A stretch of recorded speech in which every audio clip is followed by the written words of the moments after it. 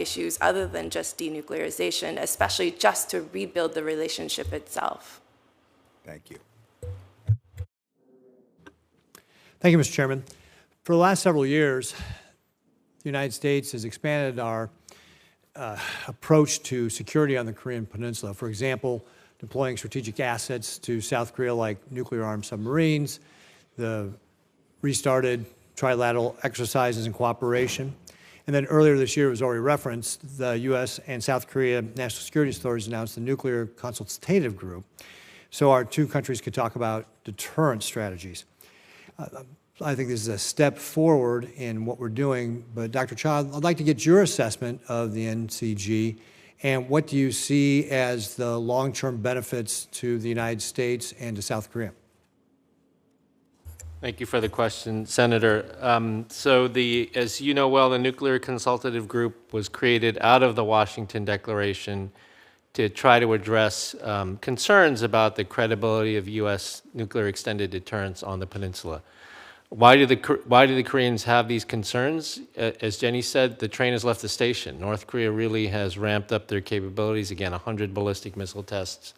And the NCG was meant to try to address that in a way that goes beyond the existing dialogues, like the KID, the Korea. There are several other dialogues, as you know, that take place, but this was meant to be a high level that provided more insight into U.S. nuclear planning. It's not nuclear sharing, but it's an important next step in terms of the U.S.-Korea military relationship, and I think a good one.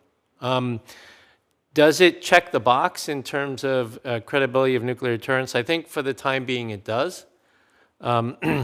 But in the longer term, as North Korea continues to develop these capabilities, and as China also continues to ramp up their nuclear weapons capabilities through the end of this decade, there will be more questions that come up, both in Korea and Japan, about the credibility of our nuclear umbrella. So those are bridges we're going to have to cross in the future eventually, but for the time being, I think this was an important step that the administration took, and all for the better of the alliance. So are there specific recommendations you have for the partnership that would make it more effective? So one of the things, we at CSIS did a report on this, and one of the things that we suggest was taken up by the administration was more direct real-time warning sharing.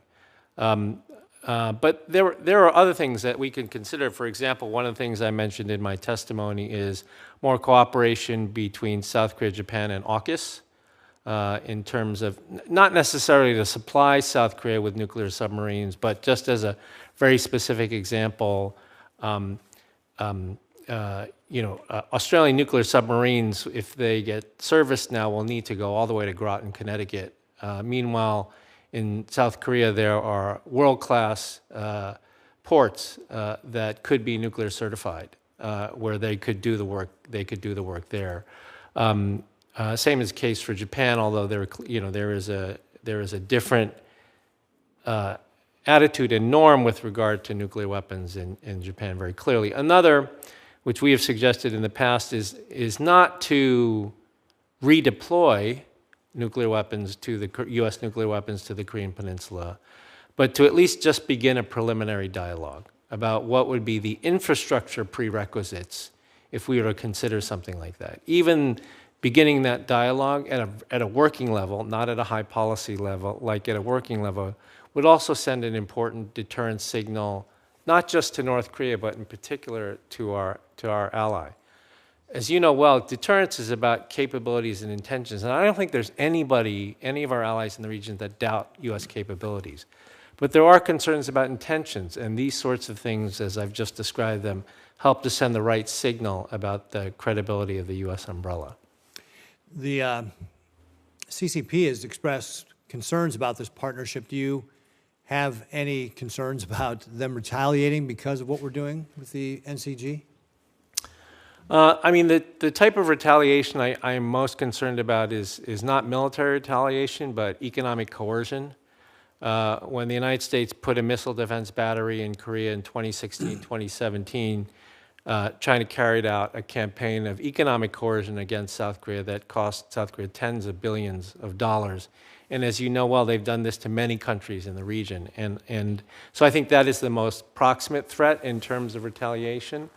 And of course, they would draw closer to North Korea as a result of that. But I really hesitate at the idea of thinking that if we don't do something to strengthen our alliances, that somehow China and Russia will then moderate what they do with North Korea. I don't think that's the case. I mean, they will continue to pursue a tightening of their relationship regardless of what we do. So would you agree that when the CCP actually expresses displeasure about something, that probably means we're on the right track with regard to deterrence? Yeah, I mean, that would be a reflection of that the signal is being heard and that we're on the right track. Yes. Great.